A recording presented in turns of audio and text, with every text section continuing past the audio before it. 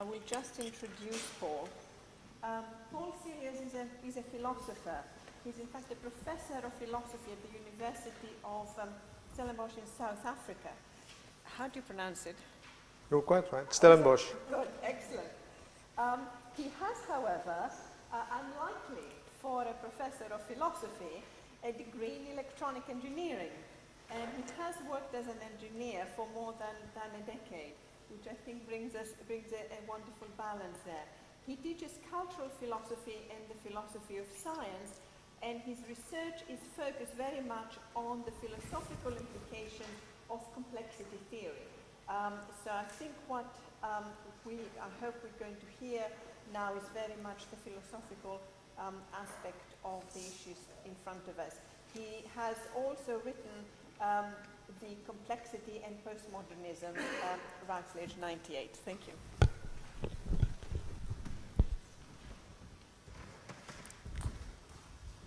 Okay, I don't know whether it is time for something different, but that is what you're going to get. As a philosopher, when I speak to philosophers, I always think what I say is too straightforward. And when I speak to other audiences, I think it's not straightforward enough. So I'm in trouble a little bit. You know, I don't know what to do. It's an ethical problem. How do I speak to you in a way that takes you seriously and sort of deliver something? And in that respect, I have to do what philosophers do, and that is to read a paper. So it's an argument, it's a position with some content, and I hope you get something out of it. Two introductory remarks, perhaps. The one is that it's a conference about ethics, and the word is being used in many different ways to mean different things. And actually, I thought that we should have a discussion about what is ethics, which is not what I'm going to do. I just thought that at least I should say how I think the word is to be used. I don't know what ethics is, and therefore prefer to use it in a very lean sense of the word. As I said earlier this morning, for me, ethics has to do with what it is to be human. So ethics has to do with that which we cannot calculate. When we have to choose, ethics is at stake. So that which differentiates us from machines, when machines calculate, or things that can be calculated can be done by machines. So ethics is primarily something, is a state of being. It's who we are. And I think that in that sense, ethics comes before a lot of our other activities. It is not as if we are rational people or consumers or managers and then have to make ethical choices. That is an understanding of ethics which I would tend to resist. Ethics has to do with who we are as human beings in the first place. Now, that understanding links with my way of dealing with complexity. And I have to warn you that it is a critical way of dealing with complexity. I do not see complexity as a way of actually giving us tools and techniques to deal with the world now in some kind of better way. Not primarily. Certainly there are a number of important tools and things. I think that complexity tells us exactly why it is so difficult to deal with the world. And we have to acknowledge that complexity. Now, in my work, I have associated this kind of interpretation of complexity with what is loosely sometimes called post-modernism, more specifically deconstruction. And that is a philosophical strategy that has been dismissed from scientific perspectives in many different ways. I'll get back to that. So what I want to do in the paper is talk a little bit about what, assuming those positions, the view from complexity and the view from deconstruction, which I try to conflate a little bit, what it doesn't mean. and it is basically an ethical argument. Okay, so what I have is a slightly shortened version of the paper you have with you. So let's see.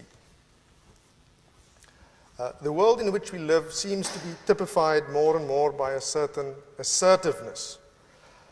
Our business decisions have to be firm, since he who hesitates is lost. Our academic positions have to be certain, and we have to defend them with vigor, otherwise we lose our rating and our funding. In politics, we have to decide who is right and who is wrong, and act against them before they act against us. In a hostile and rapidly changing environment, a certain assertiveness may be necessary in order to be successful, perhaps even in order to survive. This attitude, however, has an influence on our understanding of what it is to be human, especially in the way it affects our criteria for what counts as useful forms of knowledge. It is therefore worthwhile to look more closely at the grounds used to dismiss more careful forms of knowledge, especially those who are offered with a certain provisionality. In the world of ideas, the need for clarity and certainty has always been bolstered by an appeal to science, or at least to a certain understanding of what it is to be scientific. Fortunately, we no longer have to fight against the crude positivism, but at the same time there seems to be a growing resistance against theoretical positions which emphasize the interpretative nature of knowledge. More specifically, there seems to be a need to dismiss positions that can be called postmodern, post-structural, or deconstructive. Now, there are many examples of this. A good one is the so-called Sokel's hoax, which you may have heard about. The physicist Alan Sokal wrote a paper, the title like Towards a Transformative Hermeneutics of Quantum Gravity, which was just a conglomeration of postmodern jargon, had the article published, and the moment it was published in another journal, published the fact that it was a hoax, that the other article was complete nonsense. And thereby, it was an important event. There's a lot of things to be said about it. But the assumption was that, by many, that Sokal has finally dismissed everything postmodern, deconstructive, and that it is nonsense. He certainly did not do that. I mean, it's actually an easy game to play. You can do the reverse and look at what nonsense scientists say about philosophy. So it's part of the sort of nasty academic game we seem to play these days by sort of downing each other. But it is significant if you look at how that event is being used. If important figure like Dawkins, for example, uses this as an example of why we need clear scientific criteria for understanding the world, it becomes a political move. In a South African newspaper recently, an editor of the paper wrote a sort of scientific article in which he, also using Sokal and Dawkins, say that anybody that teaches deconstruction is actually wasting the students' parents' money. You can see whatever is happening here, a certain style of thinking is presented as being objective, as being scientific, but it's actually to control modes of knowledge. A certain mode of knowledge now becomes privileged under the name of scientific objectivity. Okay, so it may well be that a certain kind of new positivism is necessary to serve as a correction for some of the excesses of postmodernism. Many postmodern positions are so open and vague that they really do not contribute to our knowledge of the world. If that was all there was to it, we could merely let the debate be. I wish to argue, however, that this would not be a responsible course of action. If we acknowledge that the world in which we live is complex, we also have to acknowledge the limitations of our understanding of this world. What is more, some of the theoretical positions being dismissed so assertively, like deconstruction being dismissed, help us to cope with these limitations, and they should not be regulated to the junkyard of history. They should be developed in conjunction with our growing scientific knowledge. This opposition that has developed between science and deconstruction can also be characterized as an opposition between what one could call assertive and modest positions. The term modest will be used to describe reflective positions which are skeptical about their own status. The aim of this paper is to argue for the importance of modest positions when trying to deal with complex problems. Deconstruction serves as an example, and I will argue that the view from complexity serves as another, or rather complementary one. The dismissal of everything postmodern will therefore include the dismissal of a number of important insights from our understanding of complexity. The dismissal of modest positions is the result of a few important arguments. These arguments have to be taken seriously. What is at stake is not an apology for modesty, but an argument for the importance of modesty. The failure to acknowledge the complexity of a certain situation is not merely a technical error, it's an ethical one. The argument is thus not for a weak position, but for a responsible one. In order to establish the importance, this importance, three arguments against modest positions will be examined. The argument that modest positions lead to relativism, the argument that modest positions are subject to the performative contradiction, and the argument that modest positions are vague. Before tackling each of these, the view from complexity, at least as I see it, should be presented briefly. So, let's see.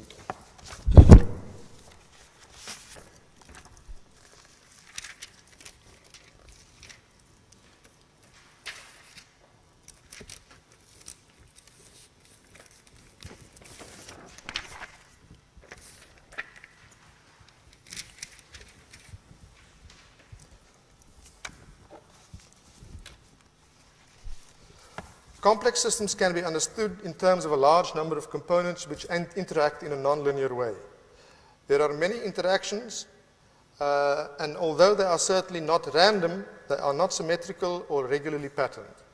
In order to fully understand the system, we need to understand all the interactions. Because the interactions are nonlinear, the law of superposition doesn't hold, and thus there is no absolute method of simplification, no way in which we can reduce the amount of interactions.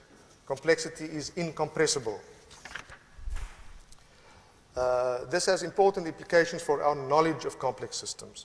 To truly understand a complex system, we need to understand it in all its complexity. Furthermore, because complex systems are open systems, we need to understand the system's environment completely before we can understand the system. And of course, the environment is complex in itself. The knowledge we have of complex systems is based on models we make of these systems. But in order to function as models, and not merely as a repetition of the system, I mean, here is a whole issue in brackets that could be pursued. In order to function as models, they have to reduce the complexity of the system. This means that some aspects of the system have to be left out of consideration. The problem is compounded by the fact that that which is left out interacts with the rest of the system in a nonlinear way, and we can therefore not predict with any accuracy what the effects of the reduction of the complexity will be, especially not as the system and its environment develops and transforms in time. The implication should be clear. We cannot have complete knowledge of complex systems. Complete is important there. We can only have knowledge in terms of a certain framework. There is no stepping outside of complexity, because we are finite beings. Thus, there is no framework for frameworks. We choose our frameworks. This choice need not be arbitrary in any way, but it does mean that the status of the framework, and the framework itself, of course, will have to be continually revised. Our knowledge of complex systems is always provisional. We have to be modest about the claims we make about such knowledge. The link with postmodern positions, especially with deconstruction, should now be obvious. The view from complexity, in my interpretation, leads us to the same conclusion. Knowledge is provisional. We cannot make purely objective scientific, or should rather say scientistic, claims about our complex world. We have to make choices, and thus we cannot escape the normative or ethical domain. This is, of course, a contested position. The same arguments used to dismiss deconstruction can now also be used to dismiss the view from complexity. Nevertheless, the question remains whether these arguments are effective and whether they actually show that this position is a weak one that should no longer be taken seriously. And that is why I want to examine them. Perhaps it's not necessary to spend too much time in defending deconstruction and the view from complexity from the accusation that they lead to relativism. This accusation usually comes as a kind of knee-jerk reaction in a bid to dismiss or demolish deconstruction, usually after it has been superficially and erroneously been associated with postmodernism. So I skipped some philosophical detail. I will therefore not enter that whole debate here, but be brief and brutal about the topic. Virtually nobody claims to be a relativist. It's a self-refuting position. Why then is the accusation that a certain position implies relativism used so often? I think it has to be because of a deeply held fear that perhaps true knowledge will continue to elude us. We have to keep on convincing ourselves that relativism is bad, but there is more to it. A true relativist, that is somebody that argues that there are no grounds for any form of knowledge, is in a way nothing but a disappointed foundationalist. If he cannot find objective and universal points of reference to guarantee knowledge, then he may as well give up. The argument between foundationalists and the relativists is a dead one. It's a family fight. What then is the status of the claim that we cannot know complex things completely if it does not imply relativism? In the first place, one should realize that the claim that we cannot have complete knowledge does not imply that anything goes. Limited knowledge is not any knowledge.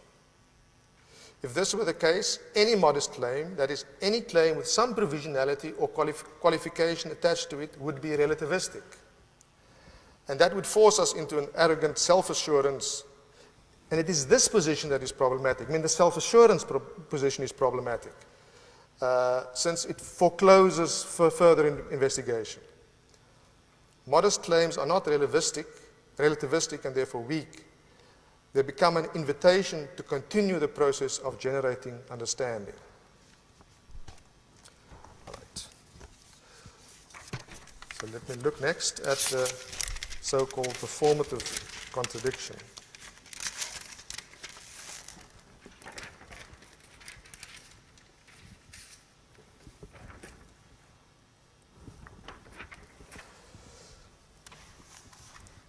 A serious philosophical argument often brought against deconstruction by Habermas, for example, is that it is subject to the performative contradiction. Simply put, the mistake is made if there is a contradiction between what you say and the way in which you say it.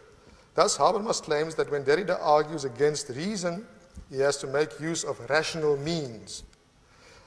Anyone who argues against reason is necessarily caught up in a contradiction. She asserts at the locutionary level that reason does not exist, while demonstrating by way of her performance in argumentative process that such reason does in fact exist.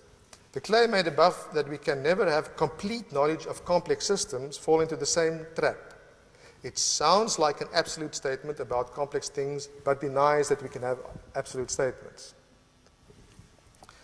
All right. Whether Habermas is correct in this assessment that Derrida argue against reason is of less importance now than to look at the logic of this performative contradiction. The first thing one should notice is that most careful or modest claims will come under pressure from this test. The claim, no sentence has any exact meaning, obviously fails the test. Because if you can understand that sentence, at least that sentence has meaning. So but the claim, perhaps some sentences are not perfectly clear, is also in trouble. If it is correct, then the sentence itself is perfectly clear.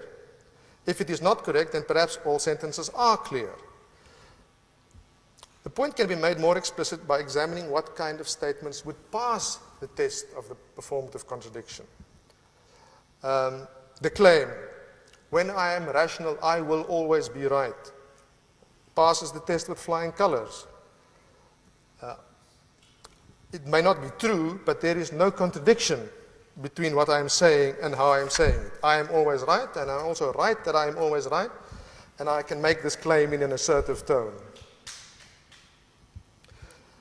Surely a test that will pass most self-assertive macho claims and will fail most modest claims cannot be all that useful when dealing with complex things. And some reasons for this can be supplied. The performative contradiction is predicated on the assumption that one can adequately distinguish between the performative and the locutionary level, or, in the terms of Habermas used to criticize Derrida, between logic and rhetoric. However, in order to make this distinction clearly, one would need to take in a position which can characterize what is being said from an external vantage point. In the language of complexity, that would mean that one has access to a framework that is not a result of a strategic choice, but some objective meta-framework. This is exactly what the view from complexity is skeptical about. The argument is that our frameworks are all compromised to some extent. Dealing with complexity is a little messy. As Derrida says, if things were simple, word would have gotten around. Anyway, the view from complexity acknowledges that some form of performative tension is inevitable. We are playing in what Wood calls the theater of difficulty. And this requires a certain performative reflexivity. We need to demonstrate the difficulties we are in, also in the way we talk about them. Our discourse should reflect the complexities. To talk about the complex world as if it can be understood clearly is a contradiction of another kind. And this is a contradiction with ethical implications. Those who claim to have access to the truth are denying us our critical perspective and therefore keeps us in a kind of false consciousness by not restoring the world to its original difficulty. It is only by acknowledging that we are in trouble that we can start grappling with the complexities around us. To be subject to the performative contradiction would seem, at least from the perspective of a certain logical argument, to be a weak position. Such a position is seen as not being sufficiently rational and thus unscientific and irresponsible. The view from complexity argues, to the contrary, that the conditions opposed by the test for the performative contradiction feeds off a certain kind of intellectual arrogance that is in itself irresponsible. We only have limited access to a complex world, and when we are dealing with the limits of our understanding, we are dealing with ethics. In Derrida's words again, there is ethics precisely where I am in performative powerlessness. So, again, the modest position is not a weak one, it tries to be responsible. A third objection to the view from complexity is that it results in a position which is vague. The argument could be made that because this position is loath to make strong claims for the truth of its statements, it can only produce vague generalizations or platitudes which offer little resistance to be interpreted loosely. This objection is perhaps related to, but not quite the same as the one accusing the view from complexity of relativism. In trying to avoid relativism, the argument may go, specific claims can be made, but in a way that is so watered down or obscure that one cannot come to grips with it. This objection is most certainly valid in many cases. In some postmodern circles, a vague kind of chatter employing a shared vocabulary in an uncritical way has become acceptable. One could even say a new orthodoxy. And Sokol's hoax certainly contributed to the exposure of this. There is no excuse for academic groupies or sloppy reviewing practices. And there's some few examples on that. There is no defense for this vague group speak. However, it must be emphasized there is no reason in principle why a modest position should be a vague one. For a statement to be intelligible at all, it must be possible to distinguish it from other claims. Intelligibility does not result from some external guarantee, some truth-giving process, but it is the result of some process of differentiation, a process that has nothing to do with fuzziness. Not grasping this point has led a number of misguided dismissals of deconstruction. The deconstructive claim that meaning is not saturated or that language has an element of play does not imply that there is no meaning or that any meaning of a term is as good as any other. The deconstructive claims have to do with the limits of our claims and not with their intelligibility. Okay, and that can also be substantiated with a lot of arguments for which we don't have all that much time. So in a similar way to deconstruction, the view from complexity claims that we cannot know complex things completely. This does not imply that we can know nothing about complex systems or that the knowledge claims we make about them have to be vague, insipid, or weak. We can make strong claims, but since these claims are limited, we have to be modest about them.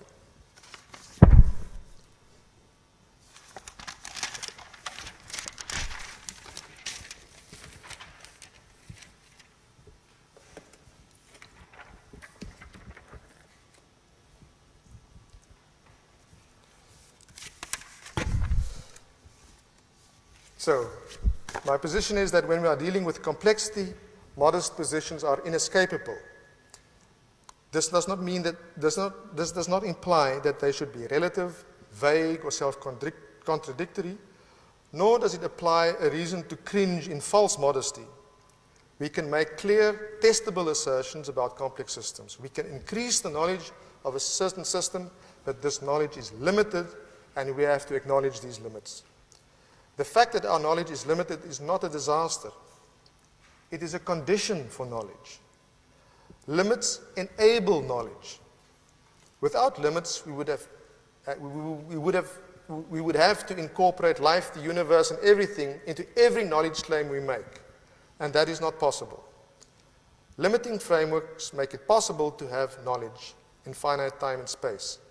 At the same time, having limits means something is excluded, and we cannot predict the effects of that exclusion. Knowledge is fragile and, above all, contingent. This has serious implications for the discipline marching under the extreme problematic banner of knowledge management, which I will not pursue here. I will conclude with two brief remarks relevant to this conference. In the first place, the view from complexity entails that we cannot have perfect knowledge of complex systems. We cannot calculate the performance of complex social systems in their complexity. We have to reduce that complexity. We have to make choices. Normative issues are therefore intertwined with our very understanding of complexity. Ethical considerations are not to be entertained as something supplementing our dealing with social systems. It is always already part of what we do. One could attempt to deny that and operate as if one can deal with complexity in an objective way, as if we can calculate everything, and thereby avoid the normative dimension. But this denial of the ethical becomes an avoidance of responsibility, and is of course ethical in itself then, albeit a negative and a very prevalent ethics. In the second place, the claim that our understanding of complex systems cannot be reduced to calculation means that there will always be creativity involved when dealing with complexity. Creativity should not be understood in terms of wild, postmodern abandon, but also in terms of a careful and responsible development of the imagination. Imagining the future will involve risk, but the nature of this risk will be a function of the quality of our imagination. It is important that we start imagining better futures, and for that we need better imaginations.